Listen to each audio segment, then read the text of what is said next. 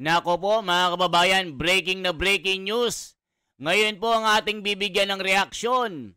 AFP retired military personnel na nagpapakalat ng maling information. Posibleng mawalan ng pensyon. Halaka mga kababayan. Babala po ito ng AFP. At ngayon po ay maririnig po natin kung ano yung mga kategory. Bakit mawawalan sila ng pensyon? Dahil nga po sa matinding korupsyon sa gobyerno, kailangan daw malinaw kung saan papanig yung mga retiradong general o mga sundalo o mga pulis sa kanilang mga sari-sariling opinyon tungkol dito sa nakawan na nangyayari ngayon. Dahil po may mga lumalabas mga kababayan na ang ilang mga retiradong military or AFP na miyembro na hindi na po aktibo sa serbisyo. May mga lumalabas kasi dito mga kababayan na nagpapakalat sila ng fake news. Ang iba ay bumubuo ng samahan o itong sinasabi na military coup na naglalabas po ng sama ng loob sa nangyayaring nakawan ngayon. So ngayon po, malalaman po natin bakit sinabi po ng tagapagsalita ng AFP na mga retiradong military personnel na nagpapakalat ng maling information ay posibleng mawalan ng pensyon. Nako po mga kababayan, napakaraming nag-react dito. Marami pong nagbigay ng iba't ibang mga opinion na kesyo daw bakit tatanggalin ng pensyon. Pinaghirapan nila ito. Bakit sila basta may gagawin daw ang AFP mga kababayan. Dahil nga po syempre sa sama ng loob ng mga retiradong general na ito o mga sundalo, hindi na nila makaya ang nangyayaring pagnanakaw ng mga leader natin. Kaya yung ilang mga Marines, sundalo, galit na talagang naglabas ang sama ng loob. Pero sabi ng AFP, maaari kayong mawalan ng pensyon. Nako, naninilikado ang mga retiradong general o sundalo dito. Dahil magugutom daw ang kanilang pamilya. Ano ang pipiliin? Magugutom ang pamilya o sasali sa anumang reaksyon ng bayan tungkol po dito. O eto na po mga kababayan, pakinggan po natin ang spokesperson ng AFP para malaman po natin bakit nila tatanggalan ng pensyon. Grabe! Ma'am, based on your rules, kapag retired na ang isang opisyal, pwede pa bang habulin ng court-martial? Civilian nga po yung category nila. So, hindi na But ito nga pong sabi natin, since nagre-receive po sila ng pension, pag-aaralan po natin kung how this will fall into play. So pwede silang mawalan ng pension, ganun po ba yun? If the legal channels determines that this is so, then we will follow. Meron po ba kayong message sa mga retired na sabi ni Colonel Trinidad ay Admiral nagpapakalat ng fake news? Ano po bang pinapakalat ng fake news ng mga retired? And so yan mga kababayan, nagpapakalat daw ng mga fake news. So ngayon liliwanagin, ano ba ang mga fake news na ito? Bakit ang mga retiradong militar o yung mga wala na sa serbisyo ay mawawalan ng pensyon? Nako mga kababayan, parang ang sabi ng iba, parang ano na ito, sabi nila, pang-aabuso sa kalayaan sa pagbibigay ng opinyon. May mapapangalanan po ba kayo na retired na nagpapakalat ng fake news? Yung mga pangalan, I think is obvious, nakikita nyo naman sa social media na ito naman ay open to the public, yung mga pinopost nila. Ang importante dito, yung totoo lamang, ang babanggitin natin. And huwag nating haluan ng malis, huwag nating haluan ng konting ika nga double meaning yung ating mga mensahe na ang taong bayan ay malilito, ang kasundaluhan ay malilito. Kailangan i-message natin very clear kung saan talaga tayo. Kung ang problema ay corruption, ang sagot doon ay higpitan ang project management. Hindi umaklas ang militar. Hindi palitan yung gobyerno. So yan mga kababayan, yan yung mga kategory na pag ang isang retiradong pulis o sundalo militar na mawawala ng pensyon ay pag sinalungat or nagbigay ng fake news. Halimbawa daw sa korupsyon, doon ka lang. Huwag kang magbibigay ng opinyon. Basta mga tama lang daw. Para hindi mawalan ng pensyon. Hala ka mga kababayan, paano na yung mga pensyonado na mga matatanda? Mawawalan din ba ng pensyon? Di ba mga kababayan? Nako po mga kababayan. Grabe. Ito sinasabi ng ilan. Ano ba ang nangyayari dahil nga po sa kaguluhan sa bayan natin? Ito mga retiradong mga pulis, sundalo, ay nagagalit na rin. O pag isa ka dyan at nagretiro ka, mawawalan ka ng pensyon. At naglabas ka ng sarili mong opinyon na hindi totoo. Malamang mawalan ka ng tatanggaping pera o pensyon kada buwan. Kasi nga mga kababayan, dito sa atin, dahil po sa laganap na pagnanakaw, balak pa nilang taasan ng buwis ang ilang mga produkto, gaya ng kape, para daw mapunta ito sa PhilHealth. Mga kababayan, dahil nga po dito, nanganganib at ito ang mga retiradong sundalo sa AFP ay mawawalan ng pensyon pag sila ay nagpapakalat ng bawal po mga kababayan. Ibig sabihin bawal na pumanig ka sa taong bayan. Halimbawa po mag-aklas, mag-people power, palitan ng gobyerno. Pag mga ganun daw ang mga sasabihin mo, talagang nanganganib ka na mawalan ka ng pensyon. Naku mga kababayan, anong masasabi po ng mga kababayan natin dito? Ito ba'y tama ang kanilang gagawing estratehiya para mapigil nila ang mga saloobin ng mga retiradong general na ito? Kasi nga po, dito, meron pang umuugong na mga samahan, na mga wala na sa serbisyo, na bumubuo ng military coup laban po sa gobyerno para mag-aklas, mga kababayan. Dahil nga nakikita nila na ang pagnanakaw sa gobyerno ay talagang matindi.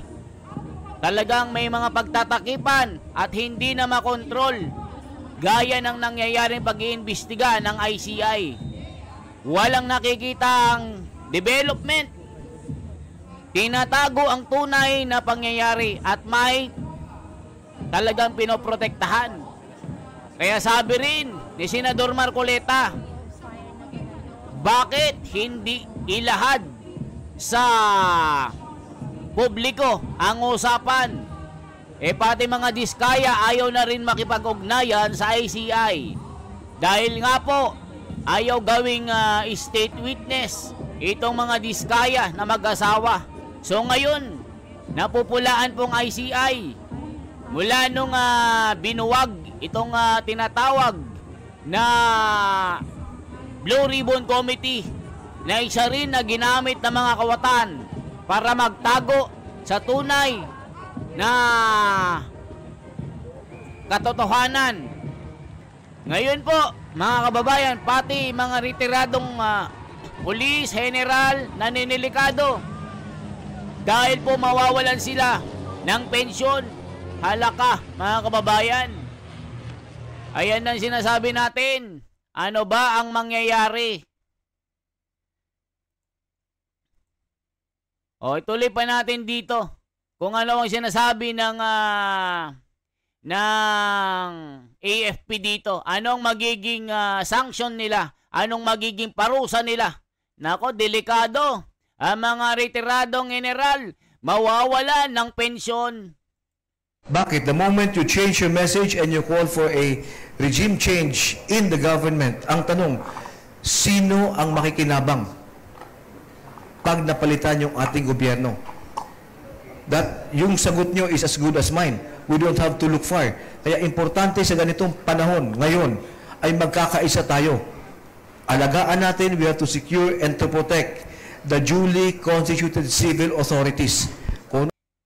Ang masama po kasi, sir, nababalita rin na ang inyong ahensya, lalong-lalo na itong AFP, nabalita rin ito sa Net25, hindi tayo gumagawa ng fake news.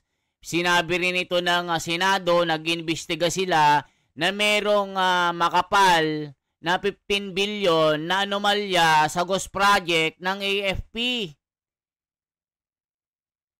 Mga kababayan, ito po yung naglalaro po sa isipan at isipan namin ng mga Pilipino kung ang AFP ay meron ding tinatago na dumi. Ito sinasabi nila nasa ng 15 billion. Bakit nagkaroon ng Ghost Project dito na flood control na issue? Ayan o, tatanggalan ng monthly pension. Yan ang posibleng mangyari sa mga retiradong military personnel na nag-uudyok ng pag-aaklas laban sa gobyerno ayon sa Armed Forces of the Philippines. Yan po mga kababayan, nako po, naninilikado ang mga retired na mga sundalo dito na mawawalan sila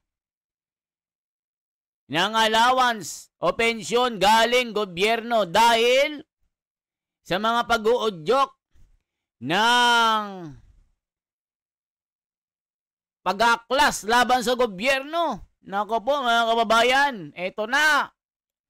Ang problema ng gobyerno, may kaukulang solusyon. Hindi militar ang solusyon sa problema ng gobyerno. So yan mga kababayan, may kaukulang solusyon daw.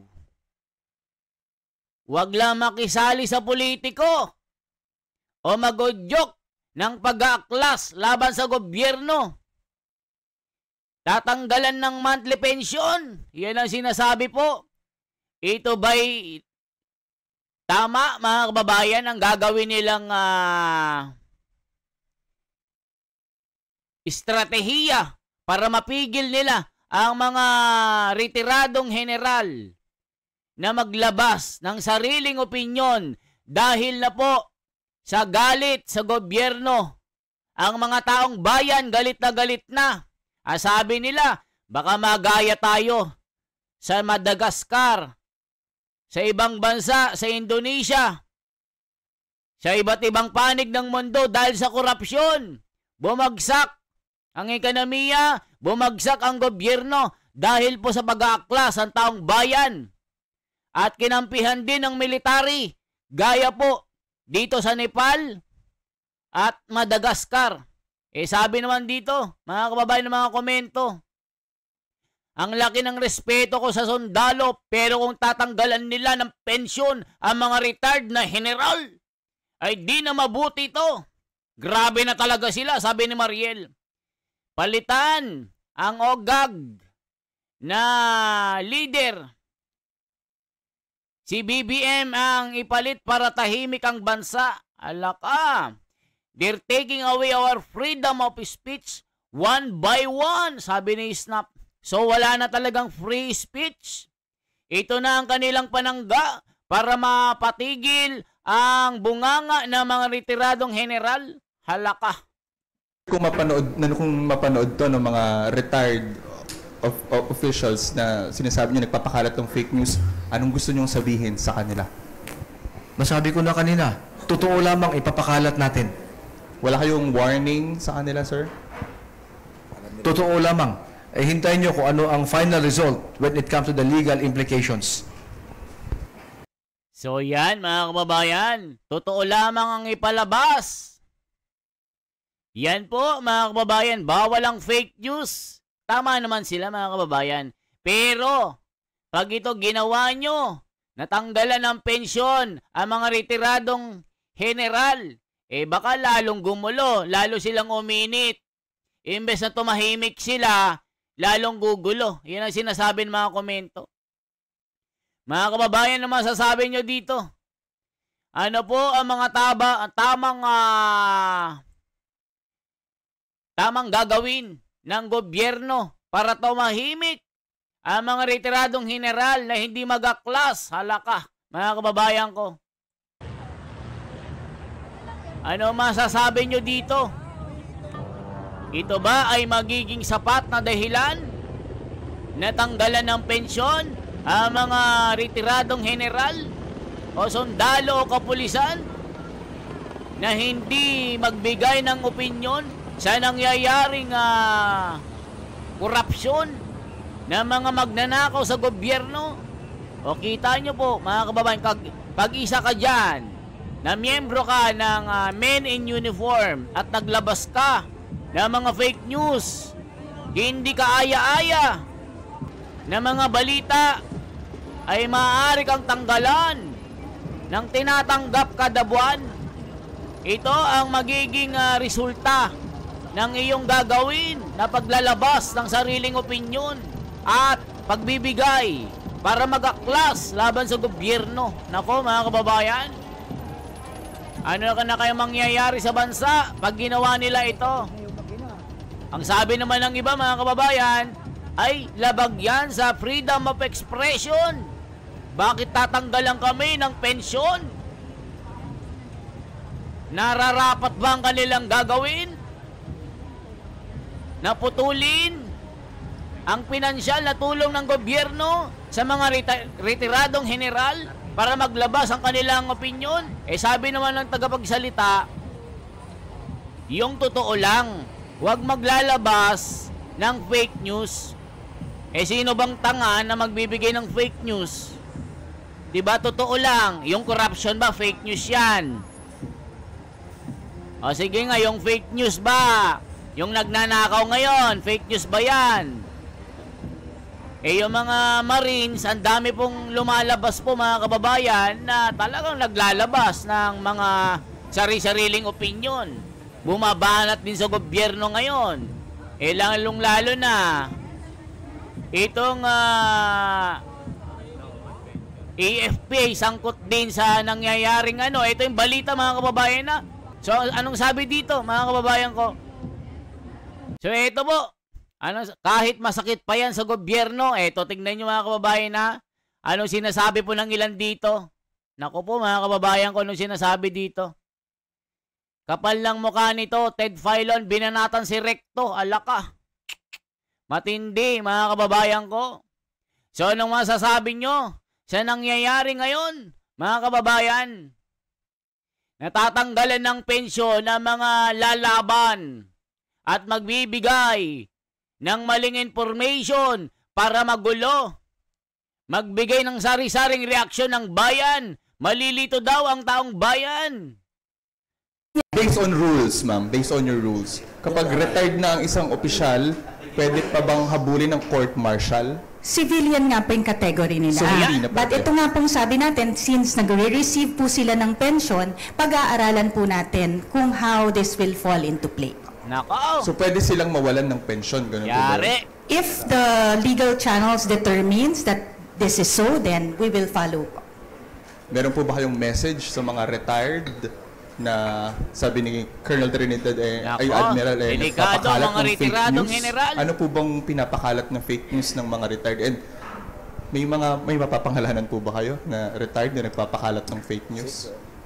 Yung mga pangalan, I think is obvious, nakikita nyo naman sa social media na ito naman ay open to the public, yung mga pinopost nila. Ang importante dito, yung totoo lamang, ang babanggitin natin. And wag nating haluan ng malis, wag nating haluan ng konting double meaning yung ating mga mensahe na ang taong bayan ay malilito, ang kasundaluhan ay malilito. Kailangan ang message natin very clear kung saan talaga tayo. Kung ang problema ay corruption, ang sagot doon ay higpitan ang project management. Hindi umaklas ang militar. Hindi palitan yung gobyerno. So yan mga kababayan, ang gagawin po pag ikaw ay retiradong general o men in uniform, ay laging pabango sa gobyerno ang gagawin mo. Halimbawa, ang korupsyon ay mariresolba sa tamang pag-uusap. Ganun lang. Gagawin niya ng gobyerno, maaayos yan. Magagawa yan ni BBM. Maaayos talaga yan, mariresolba sa tamang panahon. Huwag mag-aklas. Manatili lang natahimik ang military. Ganon. Dapat ganon palagi. Pero pag ginawa ng military personnel na maglalagay ng mga sariling opinyon at sasabihin na mag-aklas at palitan ng gobyerno, yun po ang kategorya na posible na mawalan sila ng pensyon kada buwan. Halimbawa lang magbibigay ako ng mga si Norberto Gonzales, ang dating DND ng Armed Forces of the Philippines. Marami ito yung mga retiradong general or mga basta men in uniform na mawawalan ng pension. Basta lahat ng mga wala na sa serbisyo. General ka man o hindi. Basta ikaw ay nagserbisyo sa Armed Forces of the Philippines at ang gagawin mo ay maglabas ka ng laban sa gobyerno na mag-aklas, mawawalan ka ng pensyon. Yan ang sinasabi mga kababayan. Ako po, ano sinasabi? The real meaning, pag-aaralan daw po nila how to bend the rules to serve their will. Ang pensyon ay karapatan, hindi naman pribileyo. Paano nyo aalisin pinaghirapan yan? Alaka. Kung ako reporter, itataning ko din. Di po ba may tuturing ng pananakot at pagpapatahimik yung gagawin nyo? Which alam naman natin na laging nag-iingay ng mga retired na general? Sinong makikinabang? Unang-unang mga Pilipino. Iniipit na rin nila ang mga retired soldier. Anong fake? Mas lalong magkaisa ang retired AFP generals pag ginawa nila ito. Halaka, civil war is waving. Tama po kasi sir, kasi ginawa ni Marcos Sr. Anong nangyari sa Pilipinas? Gumanda ba? Anong nangyari? Presidente, wala lahat nang pumalit na. Silent martial law, halaka. Sana gawin nila yan para tuluyan na talagang magalit ang mga sundalo sa gobyerno. Nako mga kababayan, ito rin ang sinasabi ng ilan. Pag ginawa nila ito, sa mga sundalo, nako, lalong mag-iinit ang kanilang damdamin. Pag inipit nila, pinigil nilang magsalita ang mga retiradong general, sundalo, kapulisan, marinesman, scout rangers yan, ay lalong magkakagulo mga yan. Lalong iingay yan at talagang magkakagulo pag ginawa nyo yan. Parang ginagawa nyo, pinaghirapan nila yan. Wala na ba silang karapatan para magsalita ng sariling opinyon, maglabas sa sama ng loob dahil po sa frustration na nakikita natin at ramdam natin ang pagnanakaw ng gobyernong ito, mga kababayan ko? Ano masasabi nyo? O pag isa ka dyan, yari, mawawalan ka ng pensyon. So ibig sabihin, iipitin na sila. Hindi na sila makakatanggap ng pera. Hindi na makakapag-aral yung anak. Hindi na makakapagbayad ng upa. Marami din, nag-uupa pa din. Walang sariling bahay, ang inaasahan lang, paano makapag-aral ang mga anak pag pinigil nyo? Paano sila mabubuhay? Nagsalita lang laban sa gobyerno? Bawal na. Ang totoo lamang daw, anong totoo? Totoo naman lahat yung korupsyon. Yung mga nangyayaring gulo na pag-aaklas. Nako, mga kababayan. Anong masasabi nyo dito sa mga issue na ito? Yan lamang po ang ating bahagi, mga kababayan. Sana po, mag-react po kayo. Magsalita para sa bayan. Ano ba ang totoo at peke? Dito nagre-react lang po tayo. Tatanggalan ng pensyon ng mga militar na retirado o general para patahimikin, pananakot nila. Yan po ang sabi ng taong bayan. Halaka, this is not good. Lalo silang mag-iingay niyan, lalong magagalit ang taong bayan pag tinanggalan nyo ng pensyon. Halaka. Yari. Ano na mga kababayan ko? Yan lamang po ang ating bahagi. Salamat. Once again, ako si The Wonders Philippines. Isang like, isang share po, at isang subscribe. Mabuhay po mga kababayan. Salamat na marami sa inyong suporta.